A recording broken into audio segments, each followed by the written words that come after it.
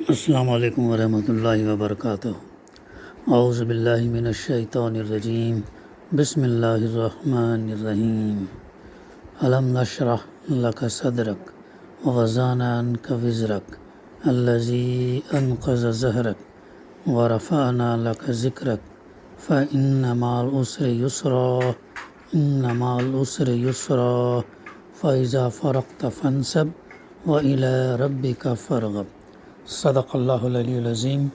رب اشرح لی صدری ویسر لی امری واحلل عقدۃ من لسانی یفقہوا قولی ربی زدنی علما۔ سورہ الم نشرح کی تفسیر کا سلسلہ الحمدللہ جاری ہے۔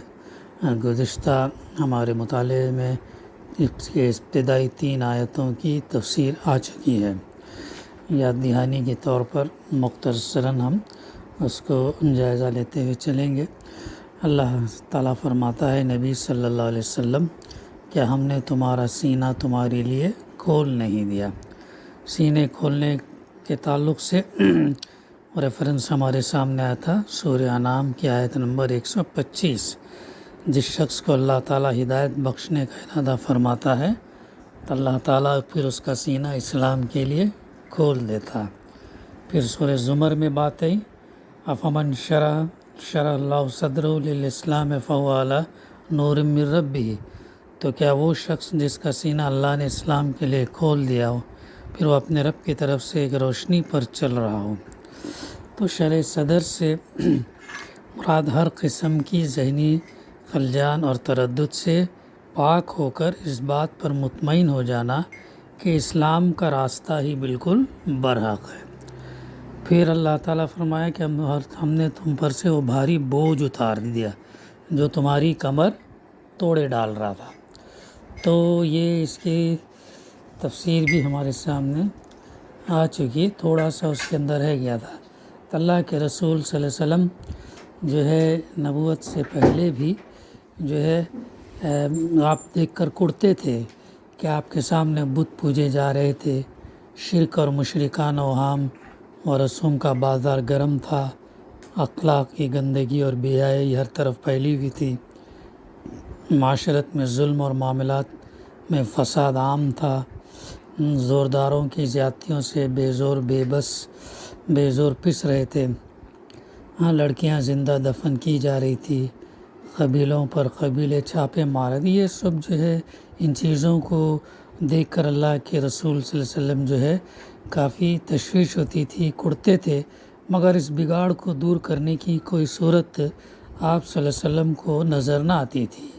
یہی فکر دراصل آپ کی کمر توڑے ڈال رہی تھی، جس کا بار گراں اللہ تعالیٰ نے ہدایت کا راستہ دکھا کر آپ کے اوپر سے اتار دیا، اور نبوت کے منصب پر سرفراز ہوتے ہی آپ کو معلوم ہو گیا کہ توحید اور آخرت اور رسالت پر ایمان ہی وہ شاہ کلید ہے، وہ جو کی ہے جس سے انسانی زندگی کے ہر بگاڑ کا قفل کھولا جا سکتا ہے۔ یعنی انسان جن برائیوں میں ہے، جن گمراہیوں میں، جن بد اخلاقیوں میں یہ ہے، وہ اس عقیدے سے، توحید، رسالت اور آخرت کے عقیدے سے جو ہے کھولا جاتا، حل کیا جا سکتا، اور زندگی کے ہر پہلو میں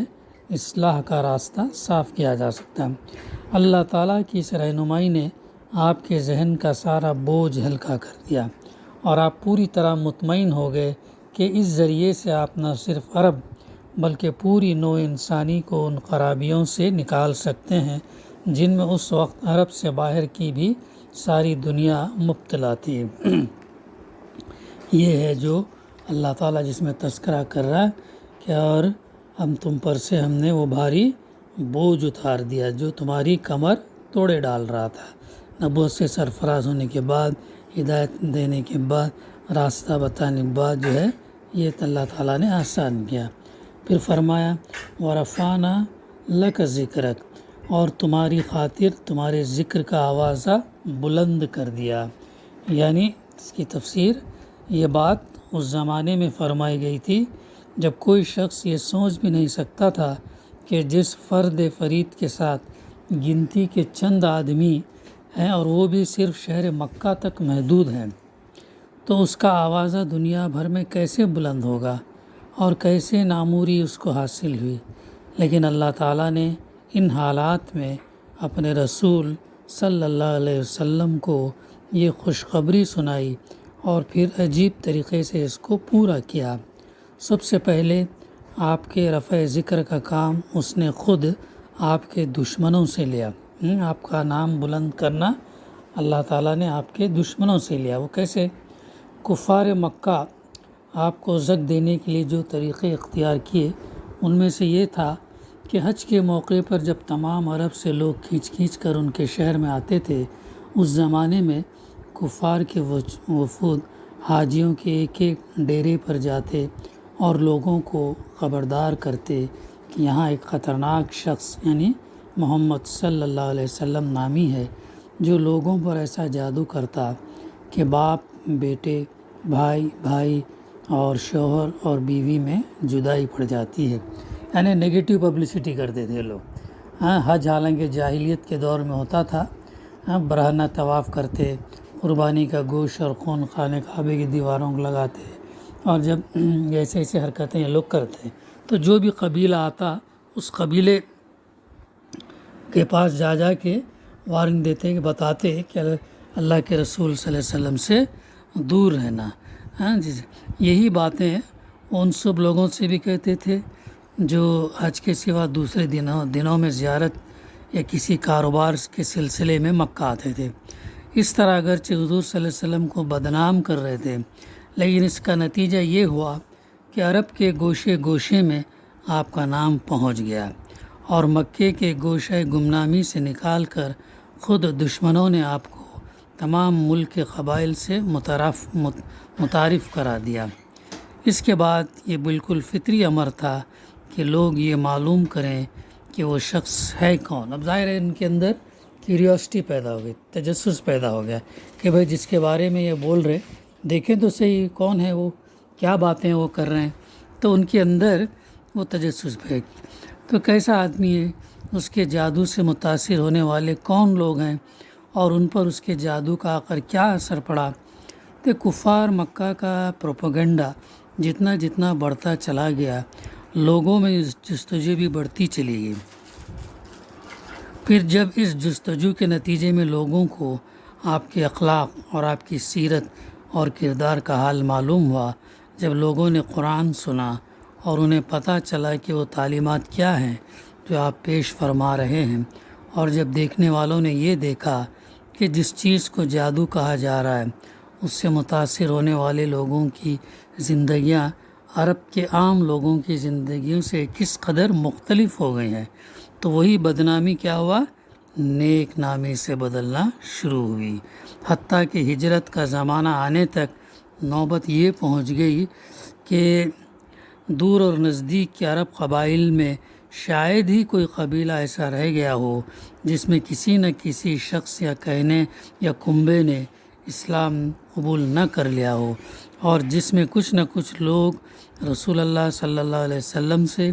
اور آپ کی دعوت سے ہمدردی اور دلچسپی رکھنے والے پیدا نہ ہو گئے ہو۔ یہ حضور صلی اللہ علیہ وسلم کا رفع ذکر کا پہلا مرحلہ تھا۔ یعنی اللہ تعالیٰ کیسے انتظام کیا، یعنی نگیٹیو پبلسٹی جو ہے وہ کیا ہو گئی، پازیٹیو کے اندر بدل گئی۔ تو اس طریقے سے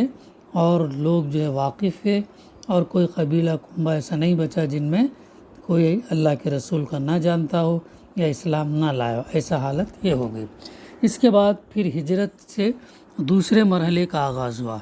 جس میں ایک طرف ہجرت کب ہوئی، 13ویں سال، نبوت کے 13ویں سال میں، تو دوسرا مرحلہ کا آغاز ہوا جس میں ایک طرف منافقین تھے، مدینہ میں یہود تھے اور تمام عرب کے اکابر مشرکین رسول اللہ صلی اللہ علیہ وسلم کو بدنام کرنے میں سرگرم تھے، اور دوسری طرف مدینہ طیبہ کی اسلامی ریاست خدا پرستی، خدا ترسی، زہد و تقوی، طہارت اخلاق، حسن معاشرت، عدل اور انصاف، انسانی مساوات، مالداروں کی فیاضی، غریبوں کی خبرگیری، عہد و پیمان کی پاسداری اور معاملات میں راست بازی کا وہ عملی نمونہ پیش کر رہی تھی جو لوگوں کے دلوں کو مسخر کرتا چلا جا رہا تھا۔ یہ وہ کوالٹیز تھی جو اللہ کے رسول صلی اللہ علیہ وسلم نے لوگوں کے اندر پیدا کی۔ لوگوں کے دل مسخر ہوتے تھے، بے زور زبردستی نہیں، بلکہ ان تمام چیزوں کو دیکھ کر ان کے دل بدل جاتے تھے اور آپ کے گرویدہ ہوتے تھے۔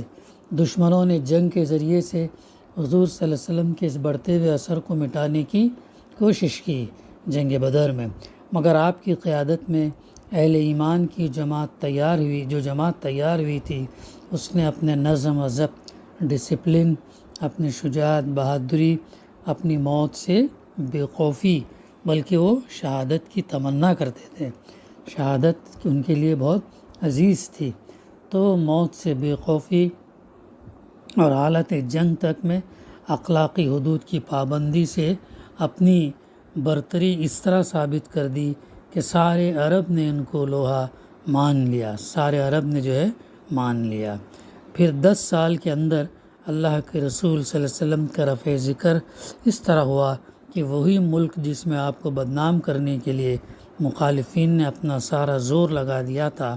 اس کا گوشہ گوشہ اشہد ان محمد الرسول اللہ کی صدا سے گونج اٹھا۔ یہ تھا دوسرا دور۔ پھر تیسرے دور میں جو ہے تیسرے مرحلے میں افتتاح اس کی خلافت راشدہ کے دور سے ہوا، جب آپ کا نام مبارک تمام روئے زمین میں بلند ہونا شروع ہو گیا۔ یہ سلسلہ آج تک بڑھتا ہی جا رہا ہے اور انشاءاللہ قیامت تک بڑھتا ہی چلا جائے گا۔ دنیا میں کوئی جگہ ایسی نہیں ہے جہاں مسلمانوں کی کوئی بستی موجود ہو اور دن میں 5 مرتبہ اذان میں بآواز بلند محمد صلی اللہ علیہ وسلم کی رسالت کا اعلان نہ ہو رہا ہو، نمازوں میں حضور صلی اللہ علیہ وسلم پر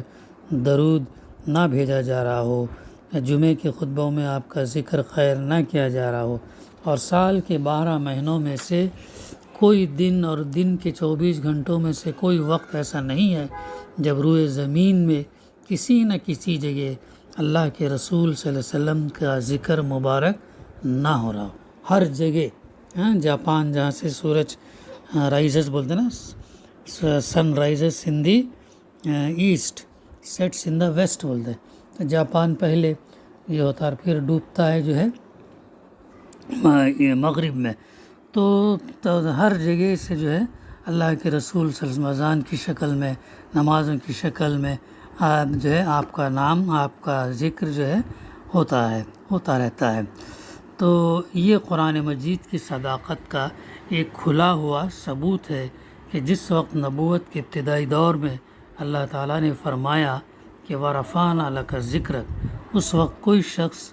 بھی یہ اندازہ نہیں کر سکتا تھا کہ یہ رفع ذکر اس شان سے اور اتنے بڑے پیمانے پر ہوگا۔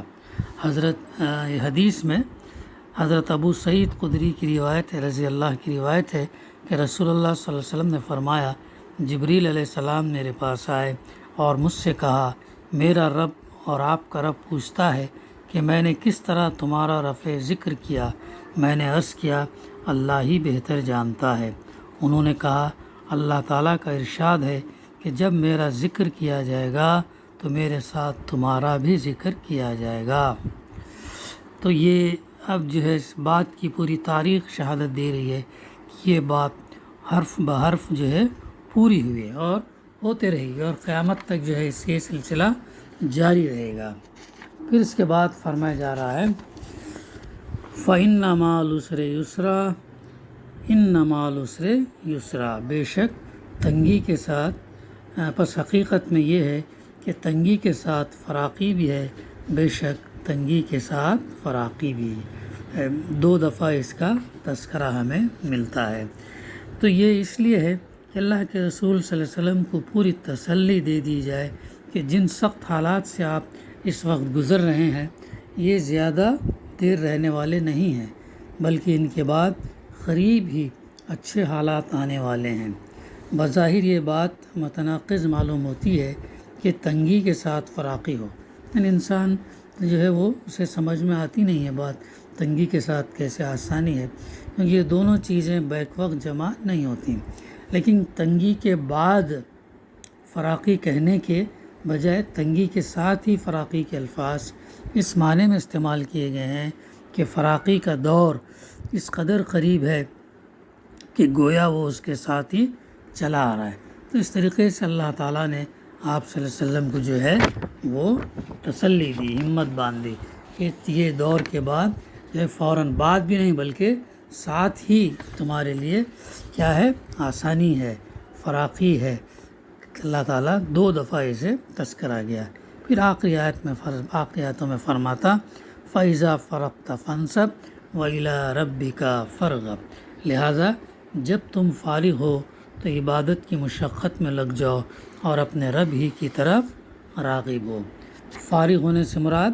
اپنے مشاغل سے فارغ ہونا ہے، یعنی دعوت یا تبلیغ کے مشاغل ہو، یا اسلام قبول کرنے والوں کی تعلیم تربیت کے مشاغل ہوں، یا اپنے گھر بار اور دنیاوی کاموں کے مشاغل۔ حکم کا منشا یہ ہے کہ جب کوئی اور مشغولیت نہ رہے تو اپنا فارغ وقت عبادت کی ریاضت اور مشقت میں صرف کرو، اور ہر طرف سے توجہ ہٹا کر صرف اپنے رب کی طرف متوجہ ہو۔ یہ ہے اس سورہ کی تفسیر کا، اور اسی کے ساتھ اس سورت کی تفسیر کا اختتام ہوتا ہے۔ دعا ہے کہ اللہ سبحانہ و تعالی ہمیں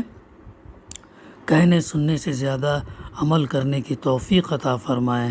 ربنا تقبل منا انک انت السمیع العلیم وتب علینا انک انت التواب الرحیم۔ صلی اللہ تعالی علی خیر خلقہ وعلی آلہ وصحبہ اجمعین۔ الحمد للہ رب العالمین۔